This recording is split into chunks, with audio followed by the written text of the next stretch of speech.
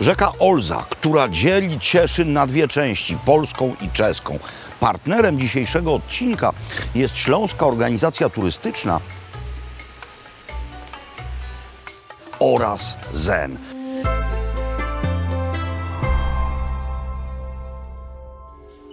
Bo w takim mieście, które leży w dwóch państwach, w których obowiązują dwie waluty, najlepiej właśnie po jednej i po drugiej stronie płacić taką kartą.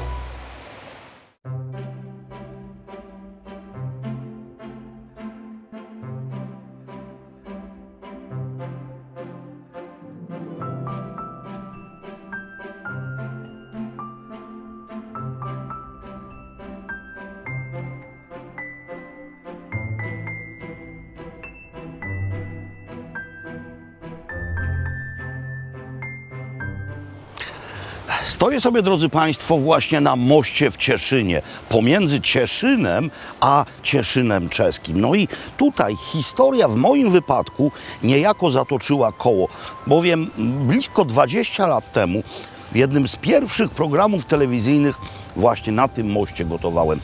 Żeby wówczas to zrobić, musiałem mieć specjalne zgody. Po obu stronach tego mostu były szlabany graniczne, a przez ten most przechodzili, mając paszporty w kieszeniach, raczej nie turyści, lecz tak zwane mrówki, czyli ludzie, którzy tam kupowali tańszy alkohol, a potem tam go sprzedawali. Dzisiaj nie ma żadnych barier. Dzisiaj mamy po dwóch stronach rzeki dwa kraje, ale jedno połączone miasto. I z mojego punktu widzenia jest to sytuacja po prostu piękna. No i nie schrzańmy tego, ale w ogóle cieszmy się tym, co jest tu wokół. Zatem dzisiaj, drodzy Państwo, będziemy widzieli Cieszyn i jego okolice, czyli jedno z najładniejszych miast w Polsce z przyległościami. Wzgórze Zamkowe wymaga niewielkiej wspinaczki, ale kto tej wspinaczki nie dokona, ten będzie kpem, bowiem to miejsce ma w sobie więcej niż tylko jedną atrakcję, a niektóre z nich są naprawdę jedyne w naszym kraju. No zacznijmy od tego budynku. To jest mianowicie Pałacyk Myśliwski Habsburgów. No budynek dość pokaźny, ale jak na habsburską skalę jest to pałacyk. Rezydencja letnia. Karol Ludwik, jeden z arcyksiążąt, właśnie ją wzniósł. Obok oranżeria. Odbudowana nie bez powodu, bowiem tam właśnie dwukrotnie koncertował Ferenc albo Franz Liszt. Liszt to po węgiersku mąka. Ale teraz przechodzimy dalej, proszę wycieczki, i za chwilę zobaczymy coś jeszcze wspanialszego. Pozostałości po Piastowskim Zamku to już jest coś, ale to coś to jest prawdziwe coś, prawdziwy cymesik. To jest mianowicie romańska rotunda, najstarsza w Polsce jednonawowa romańska świątynia. Wydajemy pieniądze często pochopnie, więc teraz wskazówka dla tych, którzy pieniędzmi szastają. No zobaczcie, co jest na 20-złotówce. Właśnie to, co za mną, cieszyńska rotunda. Teraz znacznie ciężej będzie Wam się z 20-złotówką rozstać. W tym miejscu widać dokładnie, jak cudnie położone jest to miasto. No więc góry w oddali to Beskid. Ten fragment po czeskiej stronie Beskid Morawsko-Śląski. Tutaj Olza, rzeka, niegdyś granica z trudem przekraczalna. Dziś po prostu rzeka, no bo mamy tutaj czeski Cieszyn i Cieszyn. Skupmy się na tym, co widać teraz po polskiej stronie.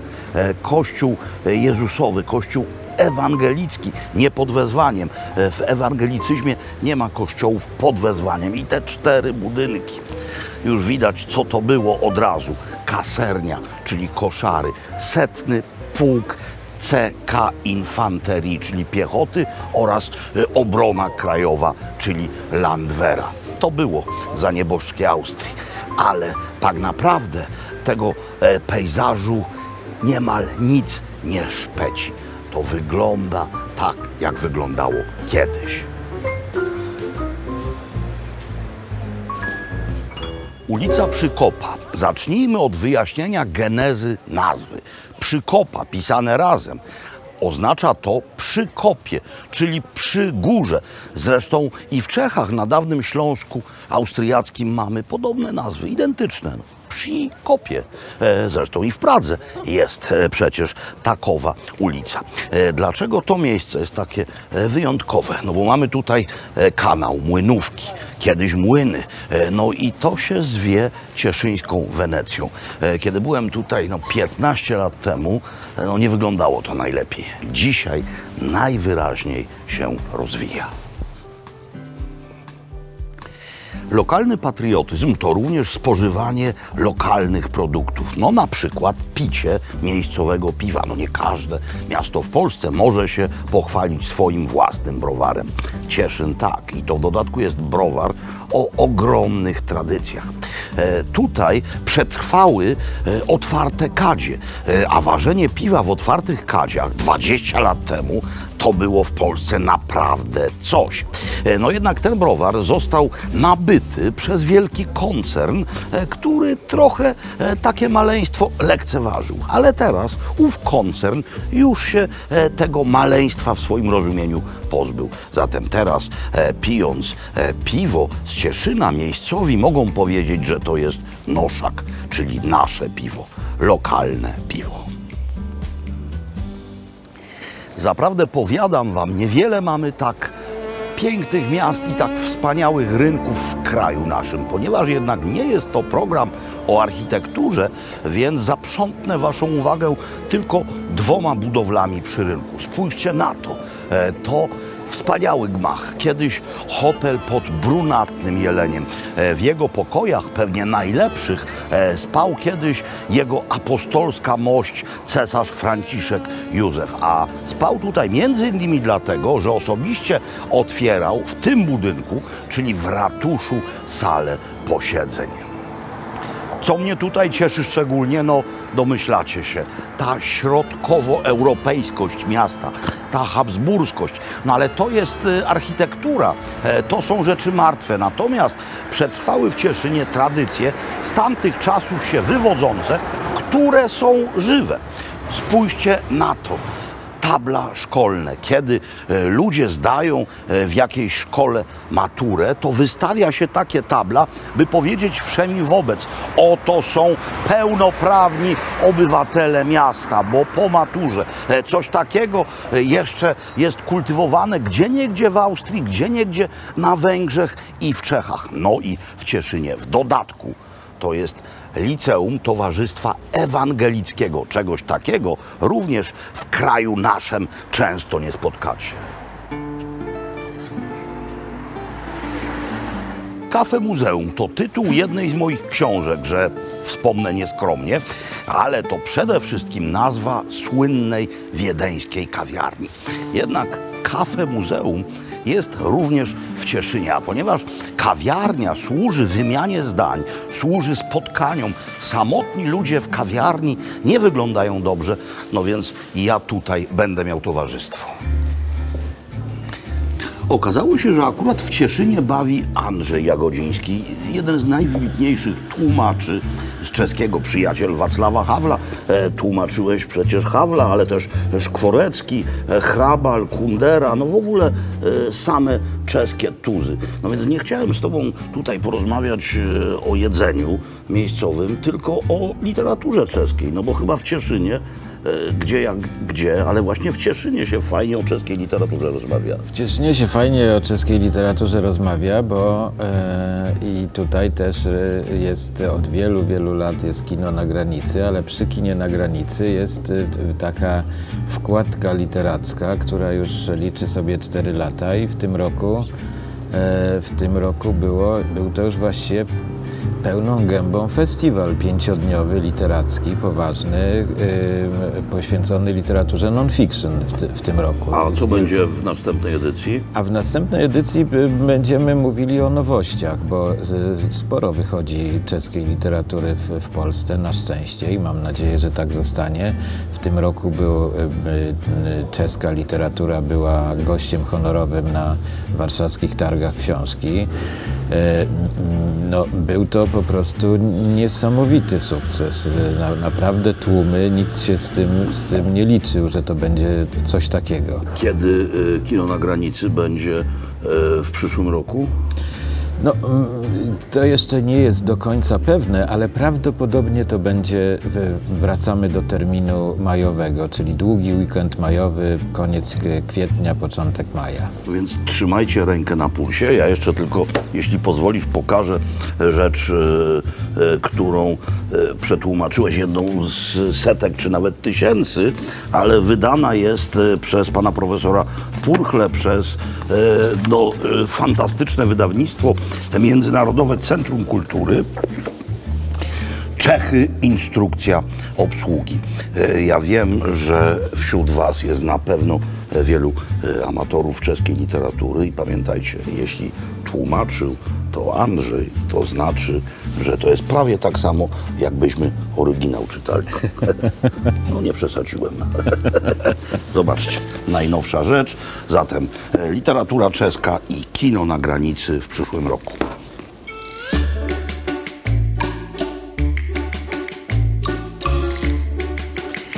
Jesteśmy w miejscowości Górki Małe, niedaleko Brennej, a więc również niedaleko Cieszyna. A to miejsce to, no właśnie, jak to odpowiednio nazwać? Najprościej byłoby rzec skansen, no czyli nagromadzenie chałup, młynów, kuźni i sprzętów wiejskiej użyteczności już dzisiaj na wsi niemal niewystępujących. Ale to jest coś więcej.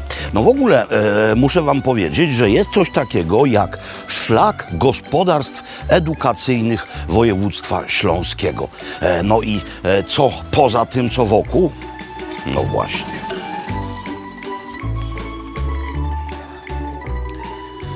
To miejsce nosi nazwę Chlebowa Chata. Wróćmy do skansenu. No, skansen w swoim założeniu to była ekspozycja martwa. Natomiast to miejsce martwe nie jest. I z pewnego punktu widzenia najważniejsze rzeczy dzieją się właśnie w tym budynku. Chlebowa Chata to również agroturystyka, no więc można się umówić i karmią tutaj gości. Karmią gości państwo Dudysowie. Pani Jadwiga tam jest w tej chwili zajęta, ale jest pan Marian. Panie Marianie, czym karmicie? Czym karmimy? Znaczy podstawą naszego karmienia to są podpłomyki.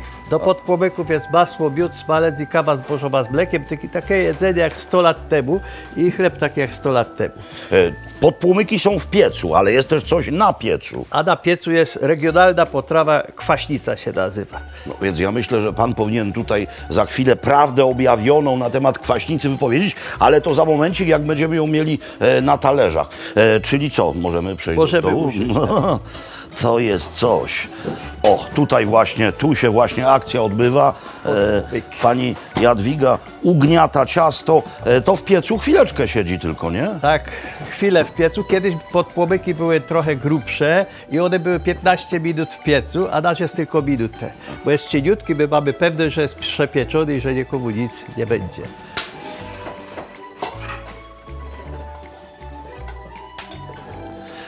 Panie Marianie, rzecz fundamentalna. Ludzie myślą, że kwaśnica to jest po prostu zupa na kiszonej kapuście i w związku z tym mylą dwa pojęcia. Tak, kwaśnica to jest tylko kwas z kapusty. Oczywiście rosołek jest świetny, najlepszy żeberka, no, czasami też robili na baranich, no, bo jak owieczki w górach były, ale tak na świni to jest tak jako najlepsze, nie? Kiedy się mówiło, że na świńskim ryju, no bo jak się zrobiło, to... No był wieleśnik, kapuśniak na świńskim ryju przecież w karczmie. No to się to gotowało. I nie ma wiórków kapusty, nie ma żadnych wiórków kapusty. Czyli zupa z wiórkami kiszonej kapusty to jest po prostu kapuśniak. Więc kwaśnica bez kiszonej kapusty. Podpłomyki gotowe. No ale jeszcze chleb też z tego pieca? Z tego pieca oczywiście pieczemy w tym piecu chleb i można go tydzień jeść, on się nie zepsuje. I do kwaśnica była podawana właśnie albo z ziemniakami gotowanymi, albo była podawana z chlebem. Co podajecie do podpłomyków? A do Nie, podpłomyków, proszę kroić chleb, proszę do kroić chleb. podpłomyków dajemy masło, miód, smalec, kawę zbożową z mlekiem i jeszcze dajemy właśnie ten chleb na stół, żeby porównali ludzie smak, jak smakuje podpłomyk, a jak smakuje chleb. Bo to jest to samo ciasto, a zupełnie inaczej to smakuje. No tak. Proszę mi powiedzieć, z jakim wyprzedzeniem się trzeba umawiać, jeśli ktoś chce przyjść i czegoś z waszej kuchni spróbować? No, najlepiej to by było tak jednak kilka dni wcześniej zadzwonić. No jasne. Nie powiem, mamy trochę chętnych, nie? No i Czyli widzicie Państwo, tak właśnie ożywia się tego typu miejsca. Czyli nie tylko ekspozycja martwa, ale również ekspozycja czynna. Czy ja mogę piętkę? oczywiście. Tak? Jak się pan nie boi, proszę bardzo. Tak. No zęby mam jeszcze w miarę mocne, ale całkowicie żytni. Ortodoksyjnie żytni chleb, tak? Tak, 80% żyta, 20 pszenicy. No i chleb jak wyjdzie z pieca, to on jest twardy, on puko i on nigdy miękki nie będzie, także zawsze jest twardy. To jest urok chleba. Ale można go jeść Można, tydzień. tydzień. Można jeść, tak. Mogę? Na zdrowie. Dziękuję.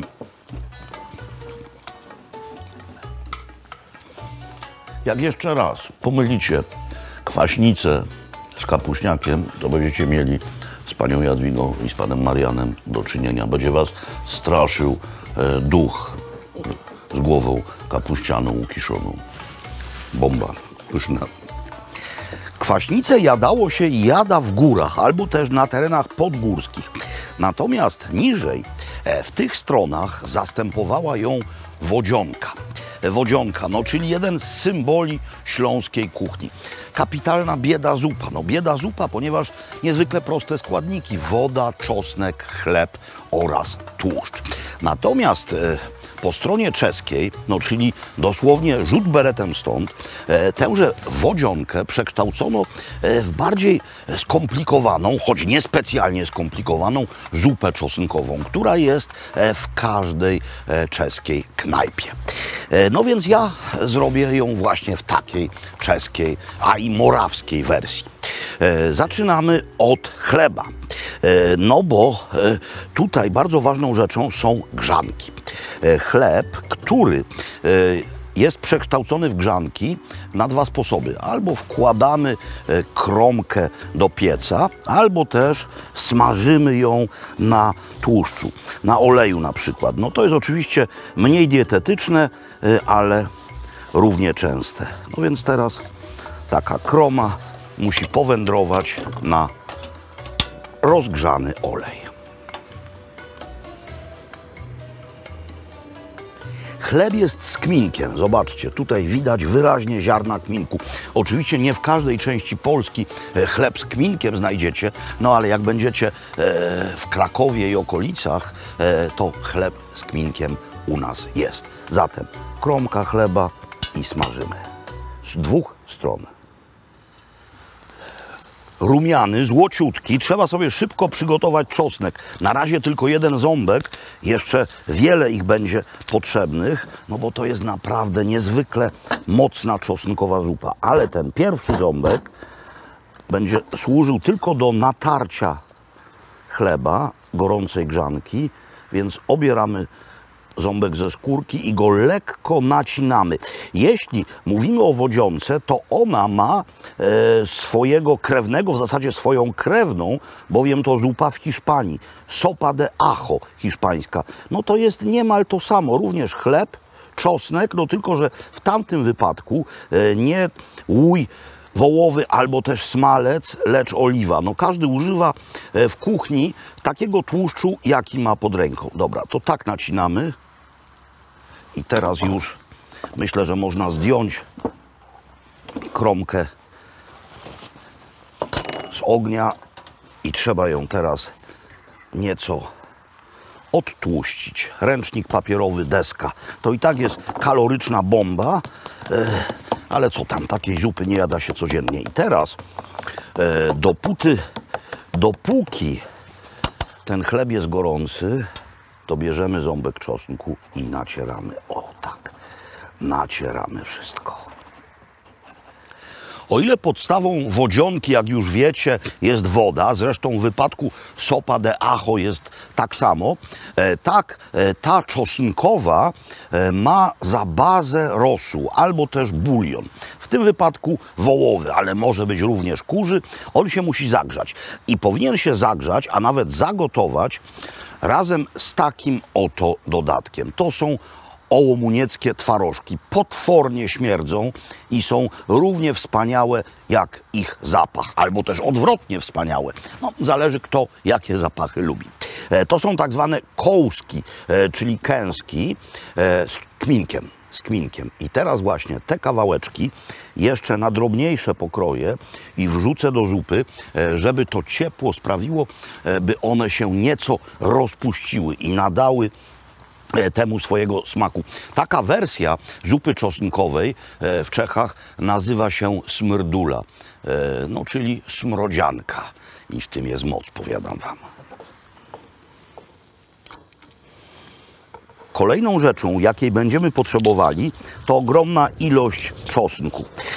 Czosnku drobno posiekanego. Ja wiem, że są tacy, którzy rekomendowaliby wam teraz użycie praski do czosnku, przeciskacza. Ja jednak tego urządzenia nie uznaję. No ileż kłopotu jest potem z czyszczeniem tego. Jak się to przeciska, to się oddziela sok od miąższu. No po prostu się traci. Jak już mamy nóż brudny i deskę, no po cóż mieć kolejny przyrząd. Im więcej w kuchni, tym gorzej.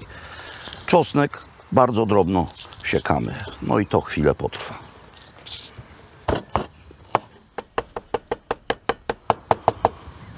Dawka czosnku niemal letalna.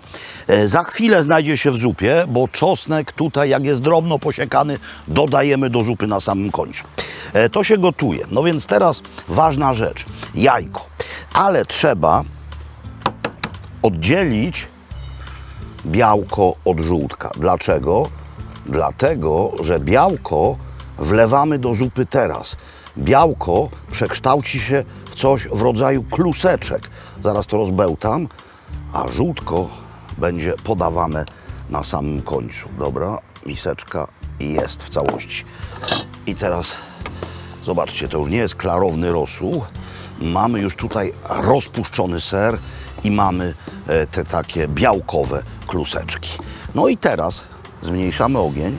Właśnie teraz można tutaj dodać tę ogromną ilość czosnku. Ha, ha, ha. Korekta smaku, nieco soli i pieprzu. Te serki wcale nie są bardzo słone. Rosół też nie był bardzo słony. No pieprzu możemy dodać nieco więcej. I w zasadzie kończymy. Teraz musimy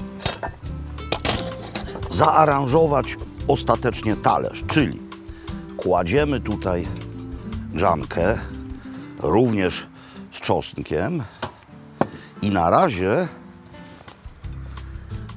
bierzemy kawałek szynki albo też bekonu. Można szynkę lub też bekon pokroić w paseczki i przysmażyć, ale nie ma takiej konieczności, jeśli to jest, jak w tym wypadku, dobry bekon wędzony.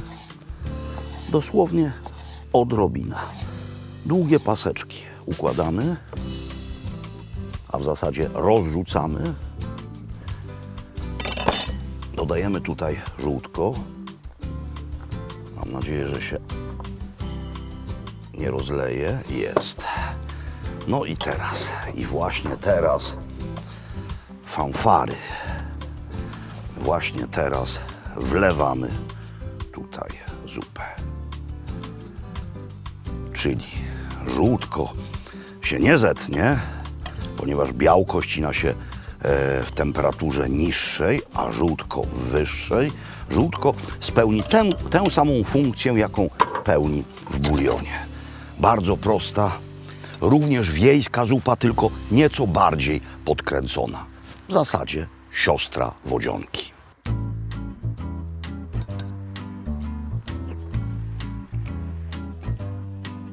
Skoczów, moi drodzy, a mówiąc precyzyjnie, skoczowski rynek. Miejsce bardzo ładne, ale jest jedna rzecz, z powodu której chciałem tu już od dawna przyjechać i aż się sam sobie dziwię, że tak późno tu jestem. Pod koniec XVIII wieku w pobliskim Nowym Jejczynie na Morawach powstała fabryka kapeluszy Hickla. I to były jedne z najwykwintniejszych kapeluszy ówczesnego świata. W dwudziestoleciu międzywojennym, w roku 24 w Skoczowie założono filię tejże hicklowskiej fabryki. No potem II wojna światowa, potem nacjonalizacja, ale cały czas produkowano tutaj kapelusze. Od lat 70. ta manufaktura, bo słowo fabryka nie jest dobrym określeniem, działa jako Polkap, czyli skoczowska wytwórnia kapeluszy. Jest już prywatna i jest to jedna z niewielu manufaktur kapeluszowych w Europie, gdzie kapelusze wyrabia się od początku do końca. Kupno kapelusza trzeba zacząć od zmierzenia sobie głowy. Kłaniam się nisko, byłam pani uprzejma. No, łeb mam chyba wielki, ale to jeszcze o niczym nie świadczy w kwestii mądrości, natomiast jest ważne przy doborze kapelusza. 59,5. 59,5. Tak, czyli może to w zależności od modelu, może to być rozmiar 59 lub rozmiar 60. Jezu, jaki ten niebieski jest cudny. Prawda? Ale pięknie panu będzie w nim. Myśli pani, że będzie na mnie numer? Bo zobaczcie, jaki Zaraz zobaczymy. jaki cudny kapelusz. O, Jest? jest. Coś jest.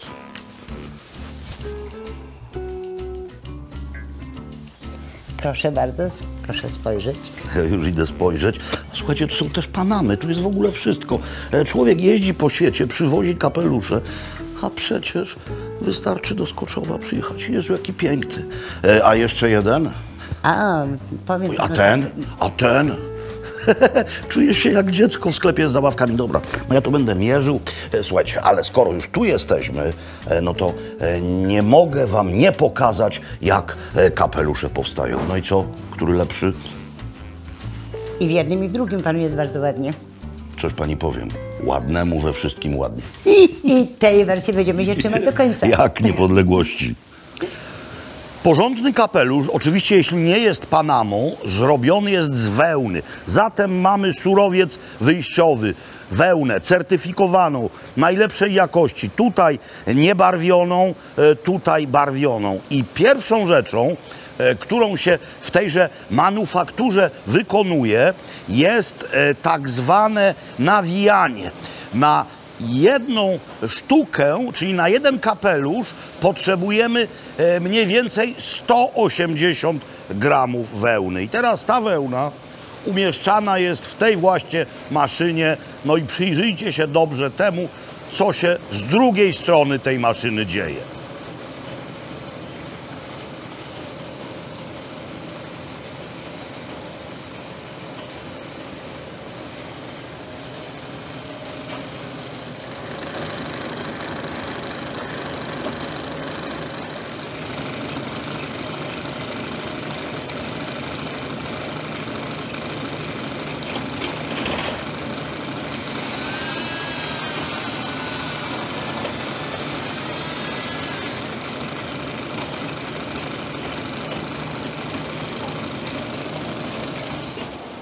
Żeby z takiej nawiniętej wełny można było cokolwiek uformować, trzeba ją sfilcować. I to jest właśnie kolejny etap wytwarzania kapeluszy.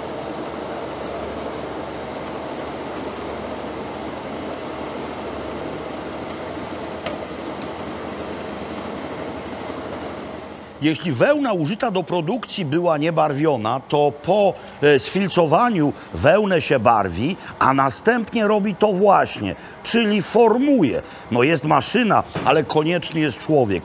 To jest ręczna robota, powiedziałem, manufaktura. Te urządzenia tylko człowiekowi pomagają. Nie w tym sensie, że włącza guzik i wszystko samo idzie. Formuje się przy pomocy główek, czyli to są takie formy, welgłówki, które mają się znaleźć na kapeluszu. Robi się to przy pomocy główek drewnianych na przykład, albo też główek aluminiowych. O, no to jest bardzo znany kształt, rodzaj kapelusza o nazwie fedora. A za chwilę z tamtej maszyny wyskoczy kapelusz uformowany.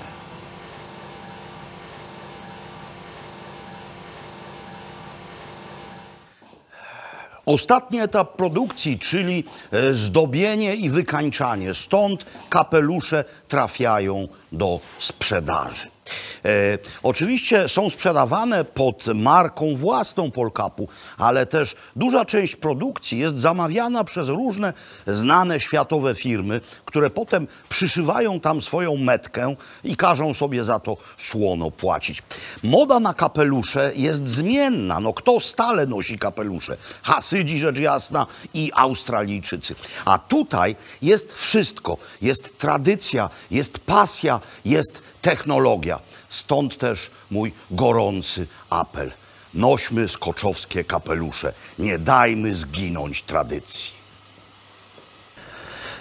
Pod koniec każdego długiego, intensywnego dnia warto wziąć prysznic oczywiście, ale nie jestem tutaj w sprawach higienicznych i nie sugeruję Państwu częstego mycia. Chodzi również o nawilżanie wewnętrzne, o spłukanie trudów, a to można zrobić tylko przyjmując płyny do wewnątrz właśnie, a nie po cielesnej powłoce. No i właśnie to jest takie miejsce. Winiarnia u Czecha.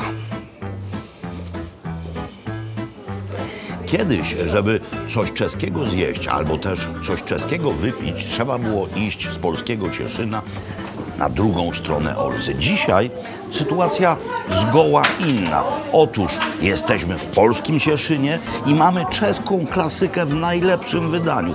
W wydaniu takim, że przychodzą na nią goście również z Cieszyna czeskiego. Zacznijmy od przystawek. To są topinki, czyli grzanki, a na nich poza cebulą i pomidorem oraz czosnkiem smażone ołomunieckie twarożki.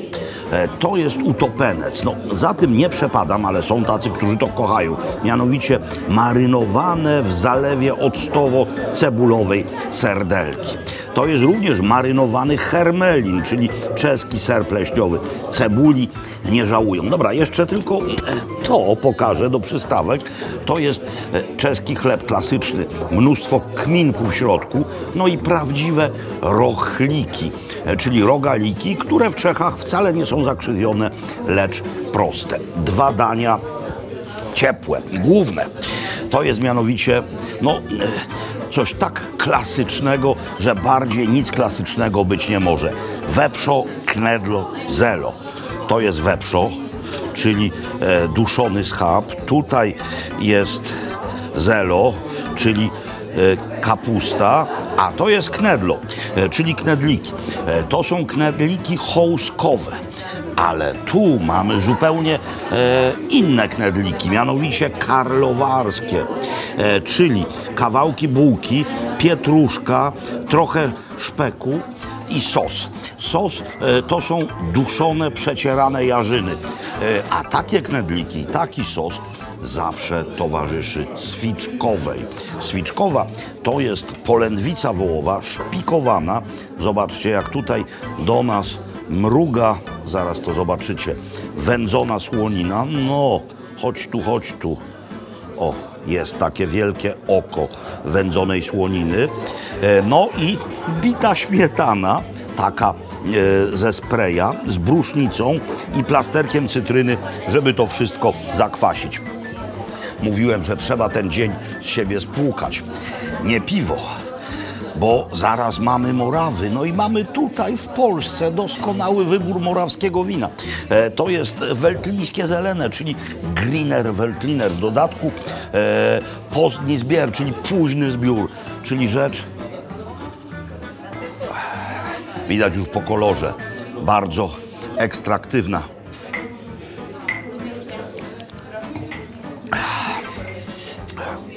Ja będę po tym lewitował, ale muszę zacząć od tego. To jest coś, co naprawdę kocham, gdyż te potwornie niezdrowe grzanki smażone i ten panierowany, a jeszcze z szynką usmażony ser, który bardzo serowo pachnie.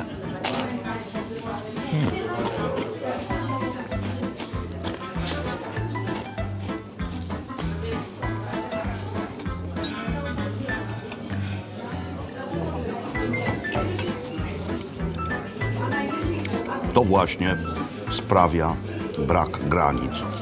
To właśnie sprawia przenikanie kultur. Te rzeczy przychodzą tutaj z zamiedzy, która kiedyś była nie do przebycia. Teraz jest całkowicie otwarta. Słuchajcie, nie schrzańmy tego.